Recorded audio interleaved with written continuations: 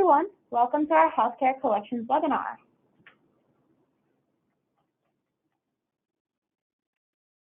So a little bit about Kirschbaum & Kirschbaum. For more than 40 years, Kirschbaum & Kirschbaum has earned the trust of clients across the United States.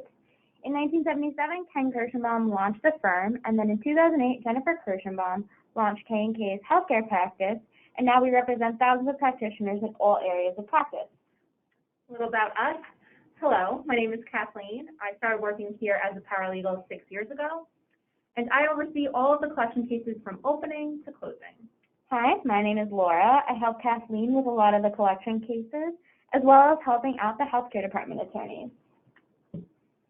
So some things we'll be discussing today will include utilizing Kirschbaum & Kirschbaum versus utilizing a collection agency, And why we're better. what the Fair Debt Collection Practices Act is, and why we use it, follow it. An option for a legal letter if you're not ready for a full-on lawsuit yet. How the collection procedure works, how judgments are enforced once we get them, the costs included in all of this, what it means to sue on principle, what would make a case worthwhile, how settling a case usually goes, and what happens if a debtor files for bankruptcy. So Laura, why should our listeners use us instead of a collections agency? So mainly we can actually pursue legal action. Collection agencies don't have the ability to follow through with debts. Debtors also face real repercussions through their actions will follow them. We also have a transparent fee structure. What you see is what you get. We will charge you for the procedures that we complete, and you'll always be up to date and know what's going on. We're also part of a larger network of lawyers in all areas of practice. So we're really here to not only help you with your collection needs, but we're here to help you with any legal needs that you have. Also, K&K letterhead can be intimidating. If a defendant sees they are being sued, it's scary, and it can entice them to make a payment. We also try to ethically find solutions to legal issues. We don't want to go around suing everyone because we can. We also want to do things the right way, and there's the right way to everything. So we also follow the FDCPA, which we'll touch on more in a minute. In addition, with collection agencies, they may eventually have to turn over a debt to a law firm. So why wait to send it to them? Why wait for them to send it to a law firm when you could just send it to us directly? Cut half the time out. So what the Fair Debt Collection Practices Act really is, it was approved in September of 1977. It not only protects the debtor, but it also protects you because you know that we're doing the right thing. We are following what we're supposed to be following. And by that I mean there's certain procedures, timelines, means of communication that we have to follow. And if it's not followed on our end, we get serious repercussions and consequences. So basically, this is a law that protects the debtors from harassment and will punish people trying to collect the debt if they disobey it. While we do like to start legal proceedings immediately, we do have this legal letter option if you aren't ready to commit to a lawsuit or if you feel that the amount of the debt is too small. It's a letter that instructs the debtor to contact you to make payment. It's signed by an attorney and on our legal letterhead. So this could potentially be the push that a debtor needed in order to pay off the debt. So when you get a collection case, tell us a little about the procedure.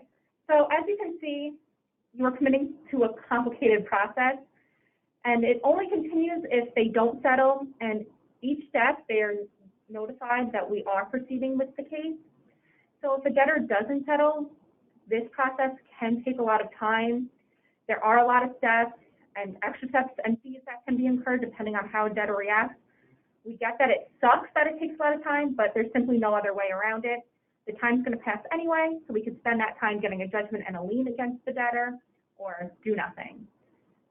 While it may seem like the process is a bit of an inconvenience where it can take time, this process, every step is a constant reminder that the debtor has this thing lingering over them, that they have to clear it up, and each is an opportunity to make right on that debt.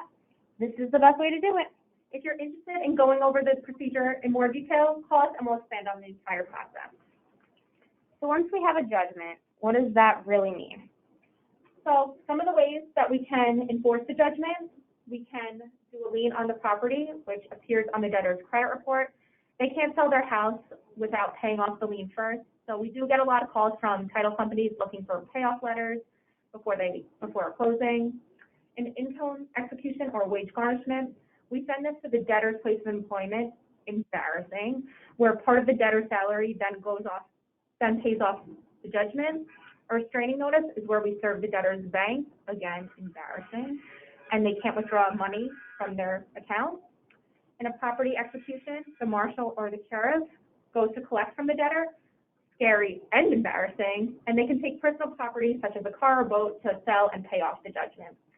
And an information subpoena, this is, if you don't have any of this information, we send this to the debtor, which is a list of questions that the debtor is instructed to answer. If they don't answer, we can make a motion for contempt, and the court can fine or jail the person until they answer. So this is also part of the reason why you hired us versus a collection agency.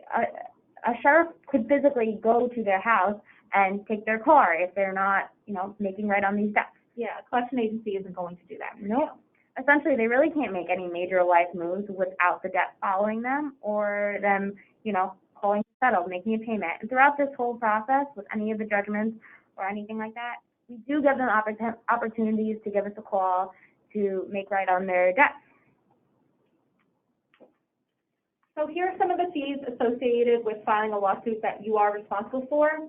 You may not be charged all of them depending on if the debtor settles or if they file for an answer or make a motion. So I'll highlight a few that you'll likely see at the beginning of a lawsuit. In order to file for the summons and complaint, we need to purchase an index number, which costs $50. Serving the summons and complaint, it costs $50 to $80, depending on how hard it is for our process server to serve them. And when we do file for our judgment application, we have to include a non-military affidavit, which costs $30. And then if the amount exceeds $25,000 for a city debtor or $15,000 for a debtor from Long Island, we would have to file in Supreme Court where the fees are more expensive. So if we keep continuing the process, the more expenses you could incur. And Kathleen will give you a list of all of these expenses when you sign a collections retainer. So just want to highlight that the prices are subject to change if the courts change their costs. Yep. Retribution or suing on principle. So we're here to work for you. Even if a debtor owes you a small amount of money, if they really piss you off, we'll go after them if that's what you want us to do.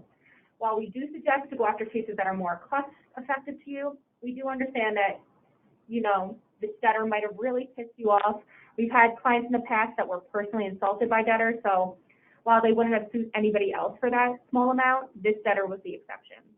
If you're not sure what you want to do, if you want to talk it out, give us a call. We'll discuss your options and we'll come up with a plan together. So is there something or a cost that would make this procedure worthwhile for me? We'll help you figure that out. Some things to consider, the expenses are up front. While we do add them to the judgment application, and we do still have you front the costs. And then Kirschbaum's collection fee is 1/3 of all of the amounts recovered. So, but good news, if you do use our financial policy form, it states that the debtor will have to pay your attorney fees. So we will add them to the lawsuit for the debtor to pay. If you don't have this form, contact Karen, and then you can purchase this form so that in future lawsuits, we'll go after them for your attorney fees. There are risks and rewards for a lawsuit that should be weighed. They may have a reason for not wanting to pay, and also will suing piss them off?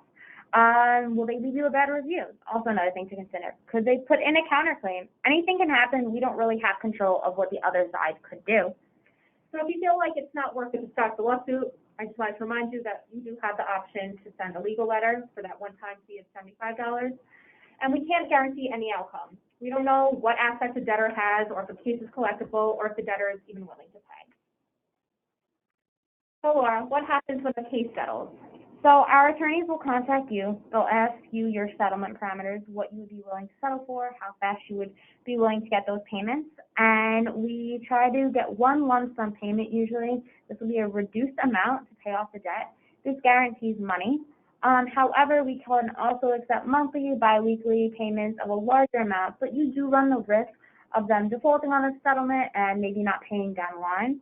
The attorney will also draft the stipulation of settlement. So what that means, it details how much the debtor will be paying, how fast the debtor will be paying these debts, and it also tells them if the check bounces or they don't pay, that they also face even more consequences and they have to sign off on all this. So due to the current economic climate, what happens if a debtor files for bankruptcy? Does that mean our case is over? No, not at all. So there's a few different types of bankruptcies, and we'll work with our bankruptcy department to help you put in a proof of claim so you will be listed as a creditor. For Chapter 7, if the trustee discovers assets, they can sell those off to pay creditors, which could be you. And then in Chapter 11 and 13 bankruptcies, the debtors pay back their creditors, and you might be able to get a percentage back. So if you're curious or have any more questions specifically on bankruptcy, you can always feel free to contact our bankruptcy department. They're the best. So if you would like us to start a case, you can send us any of the following information. Basically, the more information that you give us, the better. Also, the sooner you give us your cases, the better our chances are of collecting. Don't let your cases go stale.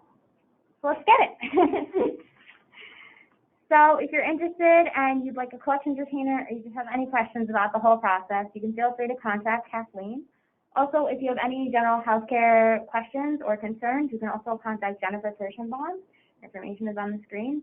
So really, we are here for you for whatever your needs are, whether it be healthcare, bankruptcy, collections. We want to be a friendly face, and we want to be someone that you can contact for anything that you really need. So we look forward to working with you. Yeah, hope you enjoyed our webinar.